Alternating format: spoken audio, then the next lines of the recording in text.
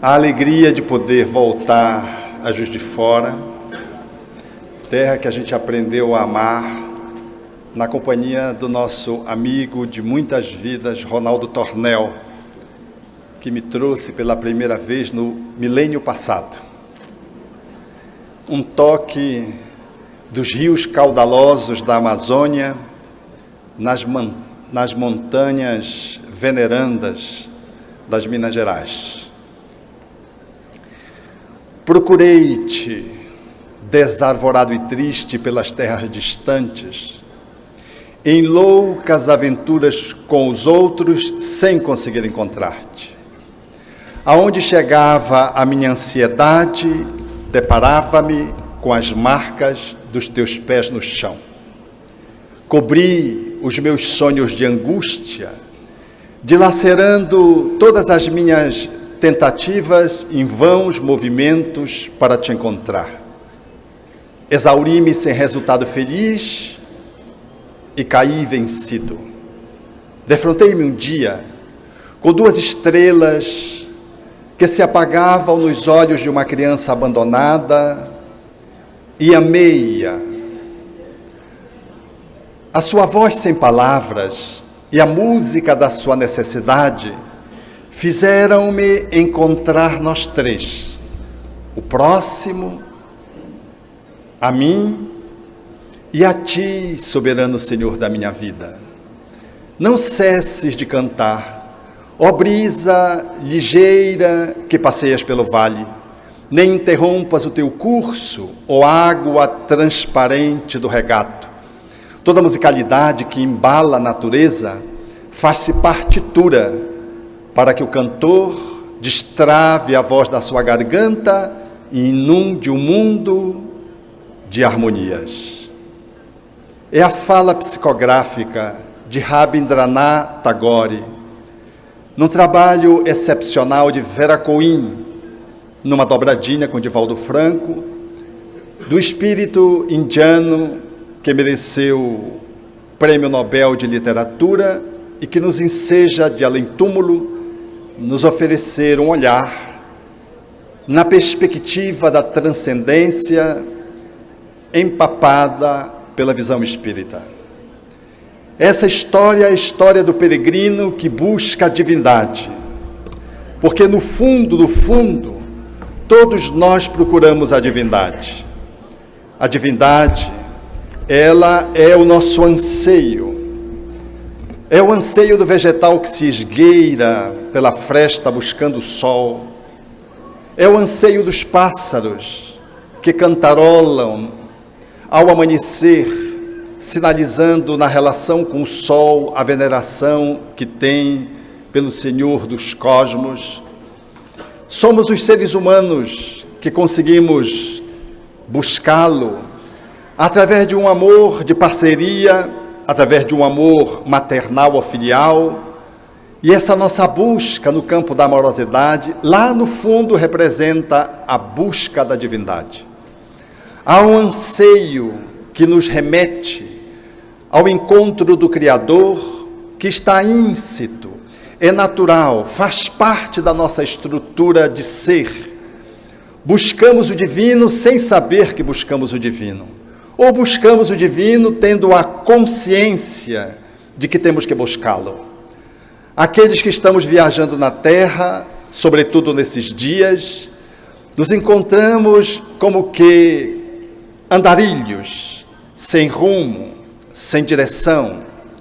Porque o andarilho funciona assim, a exemplo da metáfora colocada no Oriente, do cidadão que caminhava no seu carro, extraordinariamente belo, engalanado, de luxo, e porque não tivesse direção, parou no acostamento em que um homem, que era um peregrino, caminhava. E ele perguntou: essa estrada vai na direção de Nova Delhi?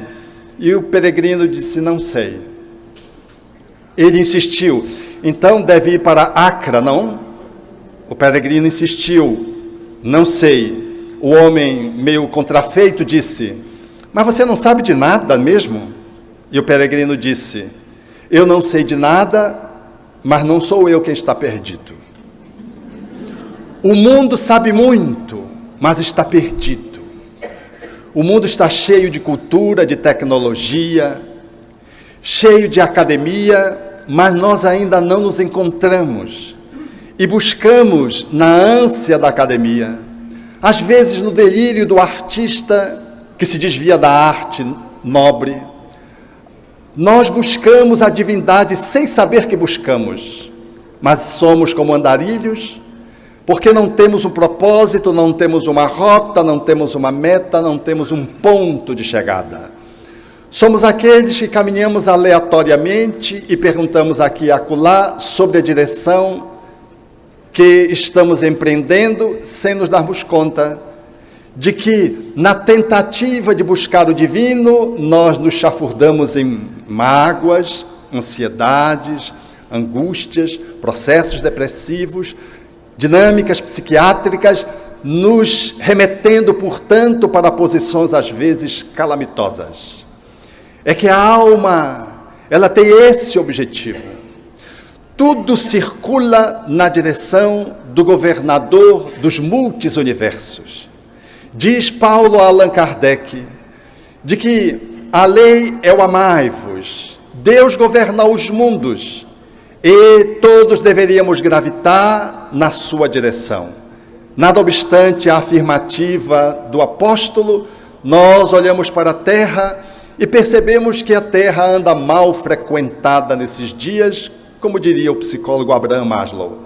Nós ainda não temos uma direção muito firme, não temos um mapa, não conseguimos ainda deter a possibilidade de poder saber quem somos, quem é o outro que caminha ao meu lado, e para onde nós estamos fazendo a nossa jornada.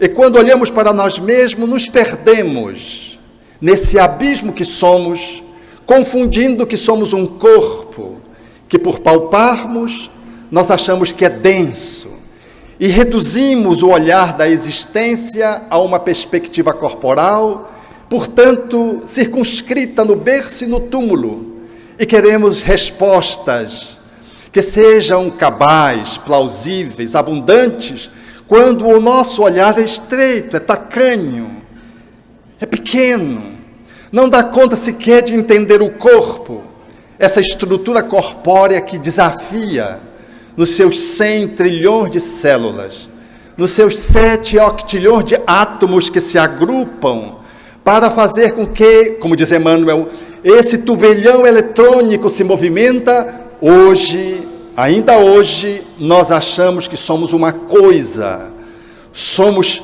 um objeto quase.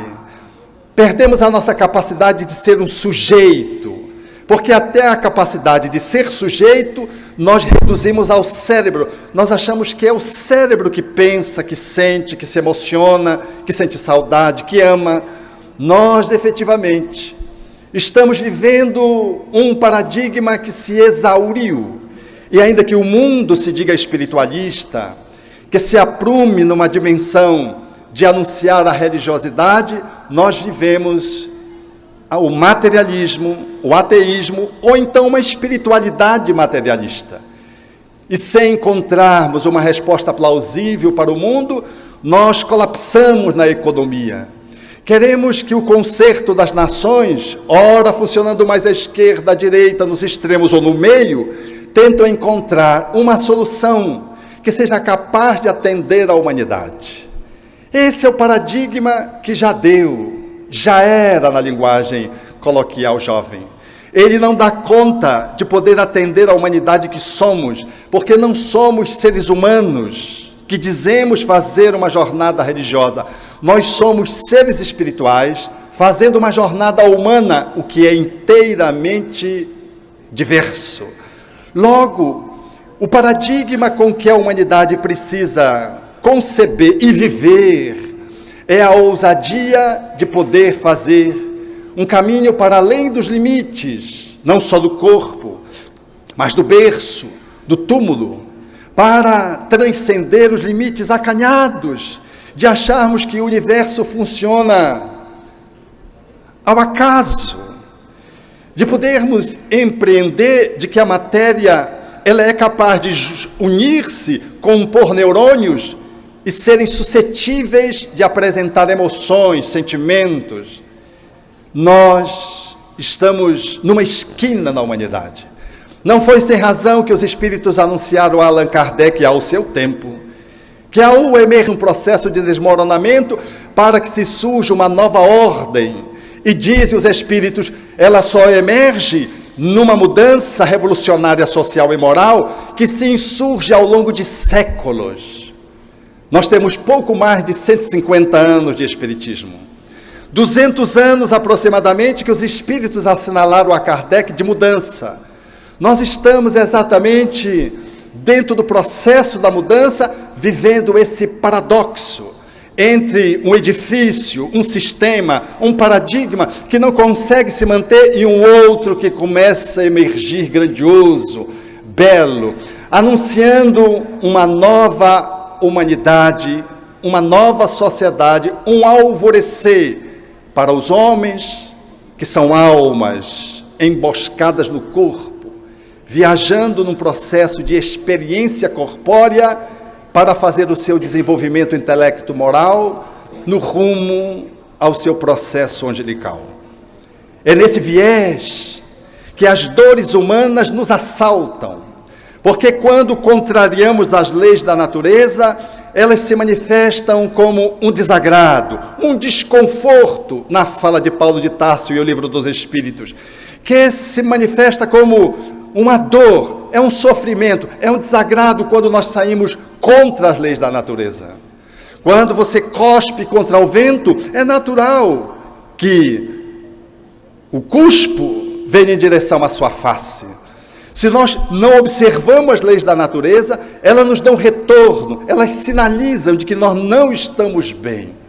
E é esse olhar que aponta para a humanidade de hoje, que sofre um processo de egoesclerose, porque nós nos reduzimos a um ego, não a um ser espiritual, e estamos lidando com as nossas contradições humanas, como humanos, sem olharmos o transhumano, e nos perdemos procurando tratar dores sociais, econômicas, políticas, dores físicas, dores emocionais, dores mentais, dores espirituais que não são concebidas pela maioria daqueles que se dizem saber muito na Terra. É nesse olhar que eu, você, topamos conosco mesmo e com o outro, que apresentam dores da alma manifestas no corpo. Dores na alma que comparecem em relacionamentos aparentemente genuínos, primários e iniciantes. Você encontra alguém e acha que esse alguém o acaso colocou no seu caminho. E porque é um apaixonamento recíproco, você entende que ali está uma sorte. Você é uma pessoa de sorte. Encontrou, na linguagem poética, alguém que é a metade da laranja, na fala da música popular. Você não é um ser inteiro. Você é um pedaço, e encontra outro pedaço que se ajustam e compõem um todo. Uma visão que, na perspectiva espírita, não consegue encontrar guarida, porque Deus nos criou únicos, inteiros e sem nenhuma edição correspondente. Não criou fotocópia. Deus é genuíno, é gracioso, e nos criou inteiros sem que tivesse uma outra metade da gente em algum lugar. Mas na visão da atualidade, numa perspectiva ainda da unicidade da existência, nós achamos que quando encontramos alguém, demos sorte, e o amor se impõe, e nós versificamos o amor, cantamos, apressamos uma conjugação, e quando vamos para as experiências da coabitação e do leito nupcial, nós nos damos conta que as coisas não são assim tão sortudas. Eu estou dando um exemplo de uma dor da alma. A jovem que chegou comigo e disse: eu amo meu esposo, ele é a alma da minha alma. Ela é espiritualista. E nós nos amamos em regime de reciprocidade. Mas quando vamos ter a nossa experiência de conjugalidade, nós não conseguimos tê-la com satisfação. É que eu apresento uma patologia que os médicos não conseguiram ainda encontrar uma solução. Eu já pesquisei, já fui ao endocrinologista, ao ginecologista, mais de um ginecologista, e eles não conseguem resolver a minha fragilidade psicológica, emocional, diz ele, porque o meu problema é psíquico, diz ele, o ginecologista, porque eu apresento vaginismo. O vaginismo é uma contração da vagina que impede a penetração do pênis no ato da cópula, na união sexual. E a despeito de haver muito amor, e a despeito de eu ser virgem, e de encontrar o amor da minha vida, nós estamos há 1 ano casados, sem conseguirmos estabelecer um relacionamento sexual completo. Eu digo completo, doutor, porque eu tenho orgasmo, ele tem também, mas há um sinal de frustração na nossa relação. E como ela disse que é um problema psicológico, eu lembrei do senhor, que o senhor trabalha dessas coisas. As pessoas interessantes que procuram, ainda nos dias de hoje, pelo menos algumas, sobretudo nas cidades que não são tão avantajadas, tão megalópolis, como algumas coisas, o espiritismo como sendo, eu vim apelar para o senhor, faziam isso com a homeopatia, a pessoa chegava e dizia, eu vim apelar para o senhor, que era a consulta homeopática, hoje já se legitimou. O espiritismo em alguns setores da sociedade, ainda a gente diz assim, eu vim apelar aqui para o espiritismo, ou seja, nada deu certo, quem sabe se o capeta não resolve, se Deus não resolveu, o olhar de uma vida só não dá conta de explicar. Aquela jovem mimosa com pouco mais de 30 anos, sorridente, trazendo a felicidade estampada na fisionomia, nada obstante, quando fosse falando da sua história, os seus olhos orvalhavam de lágrimas, falando do medo de perder o casamento. E eu perguntei, e o esposo? Não, ele diz que não tem problema. Todo culpado diz que não tem problema. Ou todo mundo que ama muito diz que não tem problema.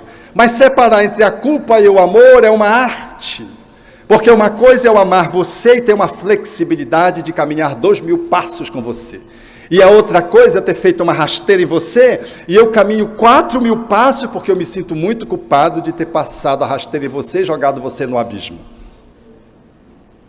Há que se diferenciar entre culpa e amor, que são estruturas que comparecem, às vezes com alguma similitude, mas são extraordinariamente diferentes, distintas, e não tem nada a ver uma coisa com a outra. Muito embora às vezes elas venham num mix, que é esse caso que eu estou citando. Então nós fizemos, para esse olhar de uma dor da alma, uma imersão, a fim de que ela pudesse fazer um transe e mergulhasse no seu inconsciente, para além dessa existência, considerando que nessa existência, no processo da anamnese, ela não tinha nada que pudesse justificar o vaginismo, não tinha nenhum trauma de infância que ela lembrasse, não tinha nenhuma circunstância que ela tivesse presenciado, não tinha nenhuma notícia de alguma coisa que ela tivesse lido, visto ou ouvido, e que tivesse chocado, e que ele pudesse determinar uma somatização desse naipe. Porque o vaginismo é muito comum no casal, por exemplo, em que o homem dá uma escorregadela, pula a cerca, como disse no popular, e depois que se articula com a esposa, e ela diz que o perdoou, quando vão para a comunhão sexual, ela apresenta vaginismo. Ela diz sim daqui para cá, e daqui para cá ela diz não, ou seja, ela não perdoou, ela não apresenta, portanto, disponível para um ato de intimidade tão profunda e tão sagrada, porque o seu esposo desacralizou a relação pulando a cerca. Então ela faz o esforço, mas o corpo diz não, muito embora a fala diga sim. E quando a fala diz alguma coisa e o corpo diz outra, o corpo tem sempre razão. É ele que está falando da verdade mais profunda e verdadeira. O corpo fala na linguagem de Pierre Rivaio. O nosso corpo, ele diz daquilo que estamos sentindo com muito mais veracidade do que a loquacidade, do que a eloquência. É por isso que nós encontramos, às vezes, no âmbito popular, as pessoas que falam, convencem, nada obstante, depois descobramos de que elas são falsárias. Mas o corpo, não. É por isso que a gente diz, não, venha cá que eu quero olhar-lhe nos olhos, a gente quer ver a pessoa, quer ver se quando ela fala, ela nos encara. A gente quer sentir a energia dela, porque a energia dela, o corpo dela fala mais do que ela falar pelo telefone, onde ela fica escondida corporalmente. Põe aí então, no vídeo, para a gente falar no vídeo. O meu vídeo está com defeito. Aí já a fala também já não consegue manter a consistência. A pessoa está fraudando, ela está com uma jogada, ela não quer fazer o enfrentamento de você. As mães conhecem muito bem isso quando chamam os filhos. Vem cá, meu filho, diga-me, olhando-me nos meus olhos. Aí ele olha para cima, olha para baixo, ela já sabe que ele está mentindo. Não encara. E essa postura não verbal já deu a resposta, que contraria a fala do filho que tinha dito ao contrário. A mãe já sabe onde que está a verdade. Então, num mergulho profundo, para além da anamnésia médica restrita a uma existência, esse mergulho que fala de uma rememoração profunda que está além do inconsciente atual, ela foi para uma experiência na qual ela era uma adolescente e se via enamorada por um homem, um rapaz, que era um pouco mais velho que ela. Ela deveria ter aproximadamente 12 para 13 anos, o rapaz em torno de 17 a 18 anos. E o pai dela se interpôs à relação e o fez de uma forma radical, eliminando qualquer possibilidade do relacionamento.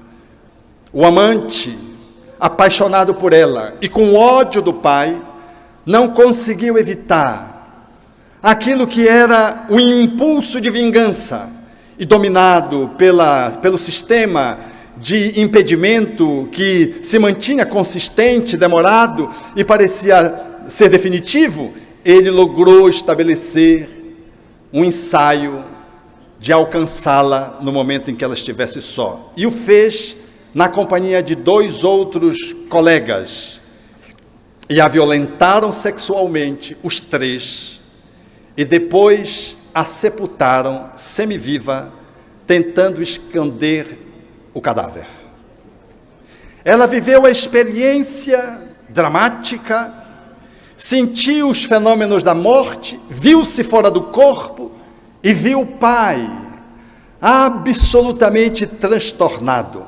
Acompanhou a cena em que alguém disse que vira a filha com aquele que era o antigo amante, e a partir daí o encontro para quem foi o criminoso foi um passo certeiro. A dinâmica se desdobrou e aqui não vai o caso fazer uma narrativa minuciosa.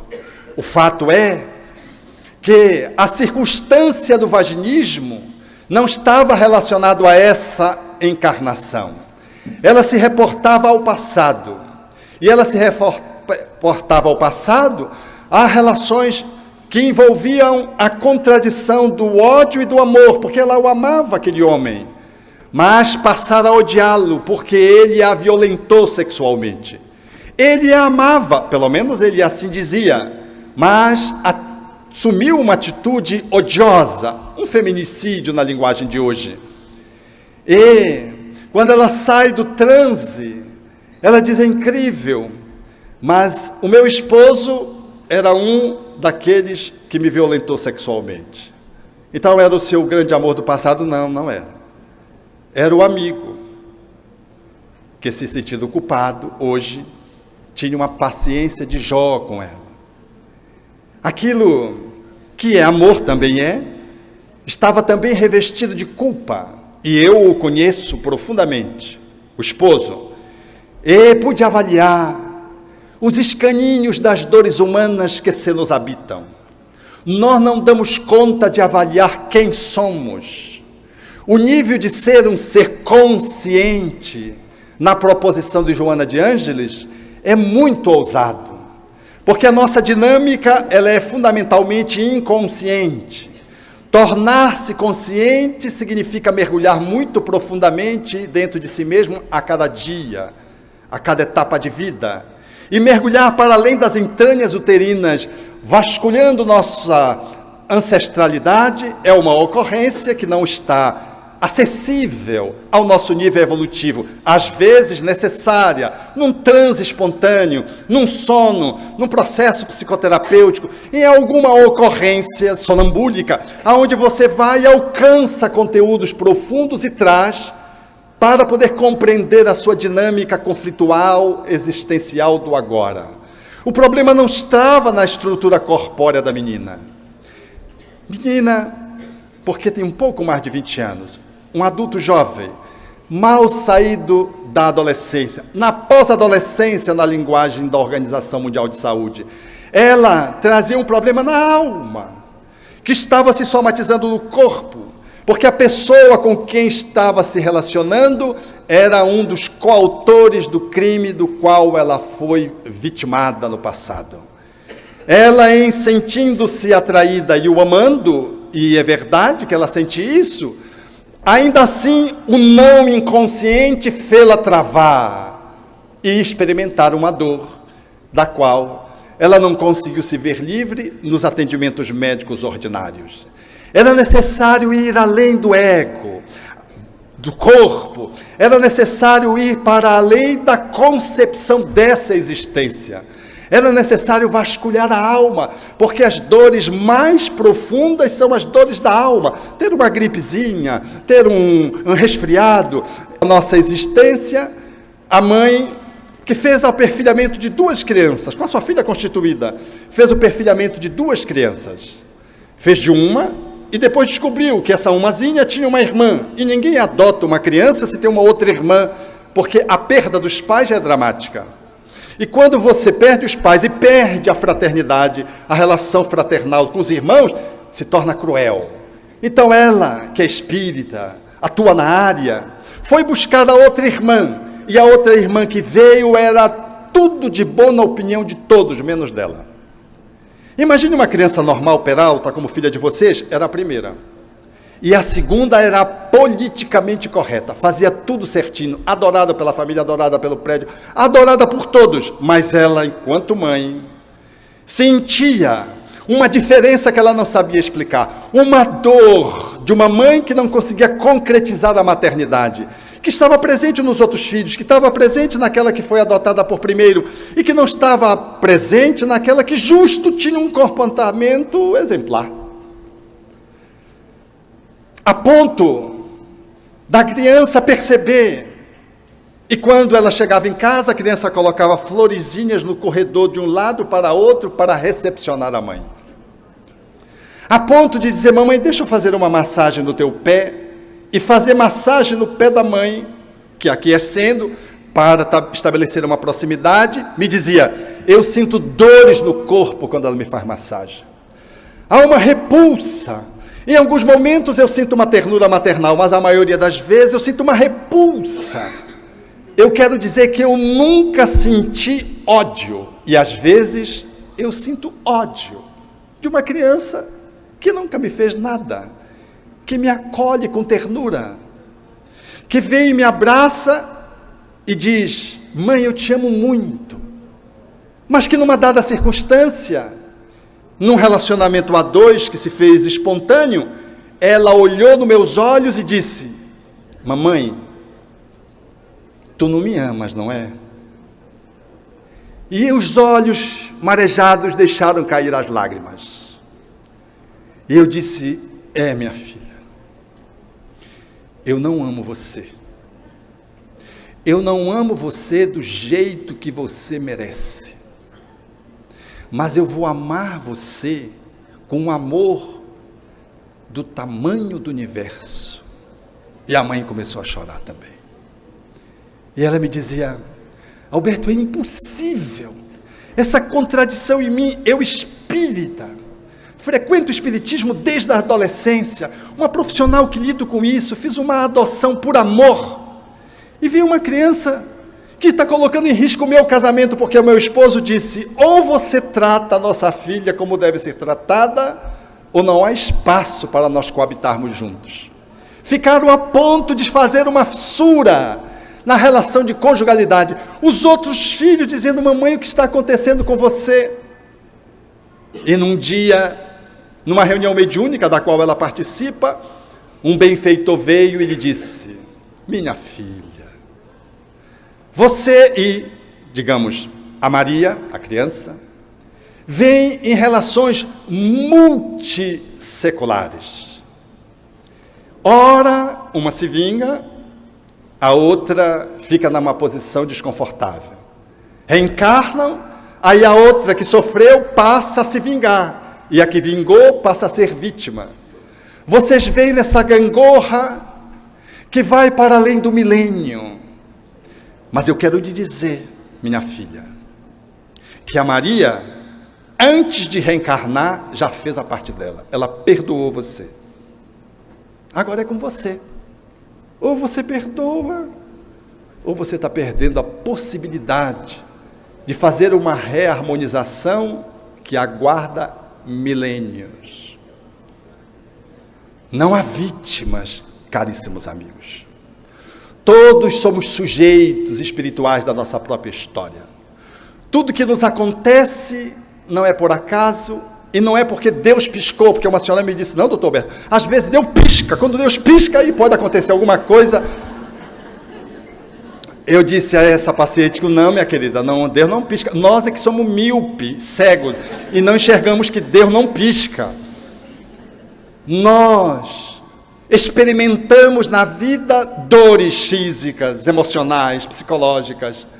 Nós estamos fazendo em Belém do Pará uma pesquisa, a Associação Médica Espírita do Pará, junto com o Jardim das Oliveiras, que é a instituição espírita da qual eu faço parte, junto com o Hospital Psiquiátrico de Clínicas em Belém do Pará, hospital público.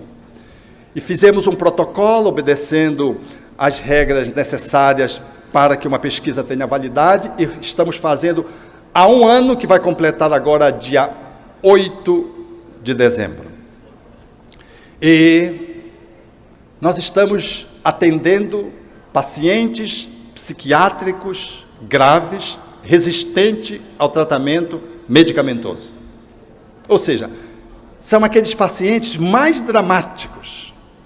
Nós estamos há um ano atendendo um a um, gravando evidências, psicofonias, os diálogos, tudo. Eu pensei que eu sabia de esquizofrenia. E eu pensei que sabia de obsessão. Na verdade, eu sabia um pouco. Mas quando você faz um foco num paciente dessa magnitude de desordenamento, onde a alma, como que não dá conta, está em frangalhos, aí você entende como Deus é bom. E você é capaz de olhar para um paciente que experimenta a esquizofrenia e poder, para além da academia, para além da visão médica, dizer: que beleza, quanta harmonia há no universo. Porque quando mergulhamos no inconsciente desses espíritos, que são revelados pelas múltiplas existências, por múltiplos espíritos vinculados às várias vidas, nós, às vezes, tivemos que, no final da reunião, nos retemperarmos com uma comunicação de um benfeitor que vinha atender o grupo de encarnados, que estava alquebrado diante de tanta crueldade, diante de tanta dor acumulada. E a mensagem vinha luarizando as nossas almas e fazendo uma leitura espírita do que é uma doença psiquiátrica grave à luz dos guias espirituais. E quando terminava a reunião, nós temos todas elas gravadas, um ano, nós nos olhávamos uns para os outros e começávamos a admirar a divindade, mesmo diante da patologia mais desagregante que a psiquiatria apresenta. As dores da alma se nos revelam na mente, no corpo, nas relações, no desencontro afetivo. Quantos de nós trazemos uma dor porque queremos casar e não parece ninguém, e a gente é bom a gente. E é interessante, a pessoa diz assim: não tem ninguém. E a pessoa, quando força a barra, dá errado. Força a barra, dá errado. E a pessoa é legal. Aí eu vejo outra do sexo oposto, também legal, eu vou até marcar um encontro delas para ver se minimiza essas consequências do passado que refluem para o presente. Às vezes nós trazemos essas travas que não são explicáveis à luz de um momento do agora, ou de um retorno à nossa história recente. Ela precisa ter um olhar reencarnacionista e precisa que se reporte ao divino, a fim de que possamos entender não só as causas, mas as soluções que devemos empreender para lidar com encrencas afetivas de pessoas que têm como que uma sina para não encontrar pessoas com quem elas não conseguem se relacionar de jeito nenhum, ou pessoas como eu encontrei um amigo. Ele era casado com uma pessoa especial. Pense numa mulher especial. Pense mais. Era ela. Morreu. E ele trazia para a consulta uma outra. E a outra me dizia: a família dele não quer me aceitar porque a esposa ex dele, que deixou ele viúvo, era especial. Mas eu já disse, eu sou eu, ela era uma outra pessoa. Eles têm que me engolir, têm que me aceitar. E ela foi para a sala de exame, e o esposo ficou, aí o esposo virou para mim e disse: doutor Alberto, vou lhe dizer um segredo, mas não diga nada para ninguém, por isso que só estou dizendo em Minas Gerais, e nas redes sociais. Ela é tão boa quanto a outra. A minha família está em choque, porque acolhê-la é como se fosse profanar a outra, mas a outra era excepcional, e esse é excepcional também, doutor Alberto. Um homem na mesma vida com duas mulheres excepcionais, nem sofreu direito a dor da viuvez, veio um outro anjo equivalente da mesma laia superior, e veio. Aí a gente vai dizer: que cara sortudo, gente. Não é sortudo, isso é merecimento. Alguns podem achar que seja necessidade, talvez. Ele é uma boa gente, por isso que eu acho que é merecimento. Então, as dores da alma, elas nos comunicam a todos os momentos de que nós recebemos da vida aquilo que Jesus bem protagonizou, a cada um segundo as suas obras. Não tem sorte, não tem azar, tem livre-arbítrio e misericórdia divina. Mas como diria Allan Kardec, Deus é bom e justo. E é curioso que Allan Kardec não falou assim, Deus é bom, e foi falando, depois Deus é justo. Não, ele botou bom e justo, porque são indissociáveis esses dois atributos da divindade. A bondade implica na justiça e a justiça implica na bondade. Então, essa manifestação da divindade, ela está presente na nossa existência todos os dias. A sua justiça impregnada da sua misericórdia. Misericórdia que não é conivência e justiça que não é justiceiro nem crueldade. Que está muito longe de ser aquilo que a justiça humana propõe como justiça. Nós estamos todos os dias experimentando essas dores que nos alcançam porque a gente reencarnou no estado que reencarnou. Eu não sei se tem alguém aqui infeliz porque reencarnou em Minas Gerais, mas se não se comportar bem, vai reencarnar lá para além de Belém do Pará. Porque Belém do Pará é um lugar extraordinário, que diga o Roberto Lúcio, que já esteve lá, e até hoje ele é traumatizado, porque lá você não precisa pagar sauna, você faz sauna natural, é fantástico, você não tem um gordo em Belém do Pará, todos emagrecem com a sauna da natureza. A gente reclama porque está no país, eu já oro aos espíritos para me deixar no Brasil nas próximas encadernações. Nós reclamamos de tudo, porque sempre a responsabilidade das nossas dores está em alguém. E a gente esquece de que ela se nos habita. E de que a solução também nos habita.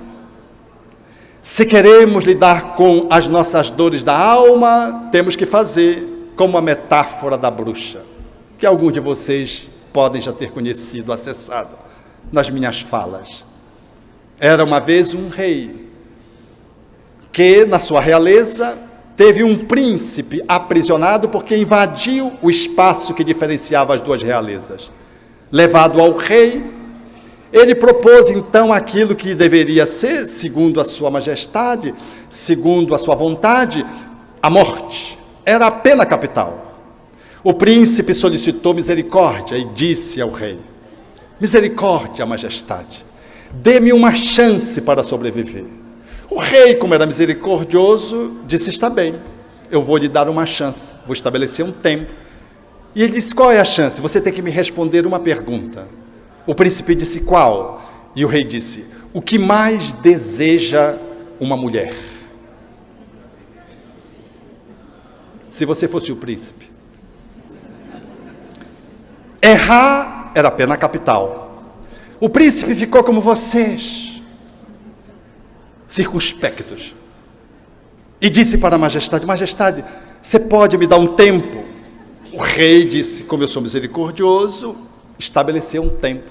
Conta-se que o príncipe, que era paraense, saiu correndo pela realeza, na tentativa de encontrar uma resposta que lhe devolvesse a vida, porque estava condenado à morte. Perguntou para todo mundo o que mais deseja uma mulher, o que mais deseja uma mulher, e não conseguiu uma resposta. Até que ele foi com o filósofo sorriu e disse: ninguém sabe. Mas como eu vou morrer? O prazo está para expirar. Aí disse: tem uma pessoa que talvez saiba. É uma bruxa que mora nas periferias da realeza. Ele pensou que devia ser alguém médium, bruxa, médium. Foi na realeza, na periferia. Quando chegou na periferia, bateu numa casinhola que estava prenhe de teias de aranha por cima, semi-destruída, e surgiu uma bruxa. E ele disse: por favor, eu queria lhe fazer uma pergunta. A bruxa fez assim, cabelos desnastrados, um dente só no meio, roupa em frangalhos. Ele ficou com medo de entrar, mas se ele não entrasse ia morrer. A possibilidade de se salvar estava na resposta daquela mulher. Então ele acessou, um pouco temeroso, com as pernas tremendo, e disse, ela deu uma gargalhada e disse: diga, eu sei tudo. Ele disse: o que mais deseja uma mulher? Ela deu uma gargalhada de bruxa dobrada e disse: isso é uma resposta muito fácil. Ele disse: então me diga que o prazo está esperando. Ela disse: mas tem uma contraposição. Se eu acertar, você casa comigo? O que você faria se você fosse o príncipe? Ele ficou pensando que há tantos fenômenos naturais que alcançam as pessoas de forma inopinada, e que se ele ficasse salvo, um raio podia alcançar daquela bruxa, uma gripe, enfim. Ele disse: caso. Ela virou-se, olhou nos olhos e disse: o que mais deseja uma mulher é ter soberania sobre a sua própria vida. Ele disse: uau! Saiu apressadamente. Quando chegou diante do rei, o rei disse: o que mais deseja uma mulher então? O prazo estava para expirar. Ele olhou para o rei e disse: majestade, o que mais deseja uma mulher é ter soberania sobre a sua própria vida. O rei disse: uau! Conta-se que o casamento foi em Juiz de Fora. A bruxa era mineira, naturalmente.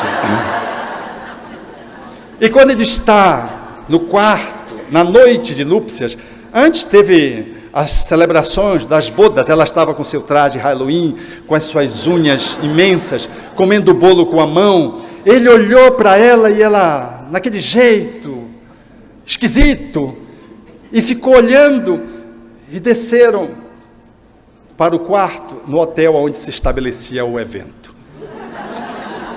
Ela entrou por toalete, ele sentou na cama, pôs a mão na cabeça e disse: o que eu fiz da minha vida?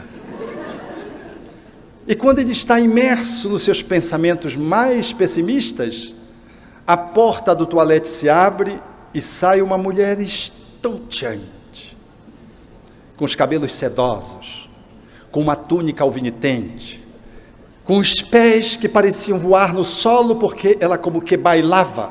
Ele olhou e disse: uau! Sem entender, ela deu um sorriso com os dentes alvinitentes, e ele disse: o que foi que aconteceu? Ela disse: eu me esqueci de dizer para você que a metade do tempo eu sou bruxa, e a metade do tempo eu sou donzela. Você quer que eu durma donzela ou eu durma bruxa? Se você fosse o príncipe. Ele disse: você decide. E ela deitou donzela, e foi uma noite memorável. Ele acordou meio-dia. Quando ele olhou para o lado, a surpresa, aqueles olhinhos brilhantes e faiscantes piscando, ela estava donzela. E ele esperava ver a bruxa, já tinha virado o dia. Ele disse: o que foi que aconteceu? Você não me disse que a metade do tempo era donzela, a metade do tempo era bruxa? Ela disse: mas quando eu tive a oportunidade de ter soberania sobre a minha própria vida, eu decidi ser donzela o tempo inteiro.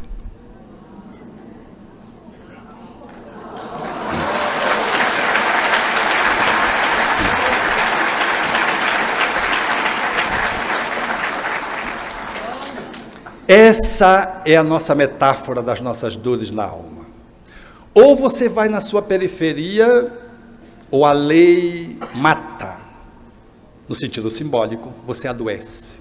Emocionalmente, socialmente, fisicamente, espiritualmente. Não há como você avançar se você não der conta de ser soberano sobre a sua própria vida. Nós temos que ir nos alagados, na periferia. Nós temos que ir buscar o nosso lado sombra, a bruxa que se nos habita, para que, incluindo, nós possamos fazer a autocura, para que, em buscando-a, possamos resolver os problemas das nossas contradições. Porque enquanto eu não vou na periferia de mim mesmo, eu penso que eu sou tal. E o rei, simbolicamente, me enseja o sofrimento, a dor. Porque eu estou negando uma parte de mim mesmo que precisa amadurecer, ou uma dor que eu preciso resgatar. E se eu não faço isso, eu corro o risco de continuar infeliz, acusando os outros. A nossa jornada é a do peregrino que busca o divino. Não se engane. Teu filho, tua mãe, tua esposa, teus pais, os companheiros espíritas, as pessoas que você atende, são caminhos que você está fazendo na busca do encontro com a divindade. E você só o fará se você for um peregrino e não um andarilho. E você só concretizará quando você for na periferia e incluir o teu lado bruxo, o teu lado bruxa. E se você fizer isso, você deixa de sofrer as frustrações, e num dado momento você vai entender por que Jesus sintetizou a sua tradição com amor a Deus sobre tudo e como ao outro como a si próprio. Por isso, Tagore tinha razão na sua psicografia por Vera Cohen, falando do peregrino, que a princípio era um andarilho, mas que de repente encontrou o outro, encontrando a si mesmo e desvelando a divindade, e saindo do andarilho para o peregrino que sempre sabe para onde ele está indo e aonde ele quer chegar, ainda que ele vá a pé. A doutrina espírita é essa plataforma que nos dá condições de, na condição em que a gente está, sermos peregrinos e irmos ao encontro do divino. Procurei-te, desarvorado e triste pelas terras distantes, em loucas aventuras com os outros, sem conseguir encontrar-te. Aonde chegava a minha ansiedade, deparava-me com as marcas dos teus pés no chão. Cobri os meus sonhos de angústia, dilacerando todas as minhas aspirações em vãos movimentos para te encontrar. Exauri-me sem resultado feliz e caí vencido. Defrontei-me um dia com 2 estrelas que se apagavam nos olhos de uma criança abandonada e amei-a. A sua voz sem palavras e a música da sua necessidade fizeram-me encontrar nós 3, o próximo, a mim E a ti, soberano Senhor da minha vida, não cesses de cantar, ó brisa ligeira que passeias pelo vale, nem interrompas o teu curso, ó água transparente do regato. Toda musicalidade que embala a natureza faz-se partitura para que o cantor destrave a voz da sua garganta.